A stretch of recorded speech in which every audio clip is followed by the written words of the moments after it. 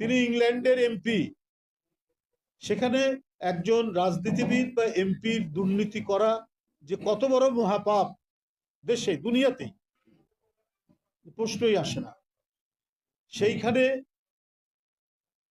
তার ফ্ল্যাট একজন ব্যবসায়ী ঘনিষ্ঠ শেখ হাসিনার সে গিয়ে দিয়ে এসছে, এবং নিজে যে ফ্ল্যাটটি থাকতেন সেটি তার বোনের, সেখানে তিনি উঠেছিলেন, তার ফ্ল্যাটটিও রয়েছে। আর কত গল্পের কথা বলব। তার বিয়ায় তার মামাতো ভাই, তার খালাতো ভাই, তার চাচাতো ভাই, এরা ছিল বাংলাদেশের এক একটি জেলার এক একজন আমির, এক একজন সুলতান হয়ে উঠেছে। ছাত্রলীগের একজন নেতার ২,০০০ কোটি টাকা পাচারের ঘটনার কথা আপনারা জানেন। তাও আবার ডিস্ট্রিক্ট পর্যায়ের নেতা, কেন্দ্রীয় নেতা না, জেলা পর্যায়ের একজন নেতার ২,০০০ কোটি টাকা শেখ হাসিনার আমলেই প্রকাশিত হচ্ছে।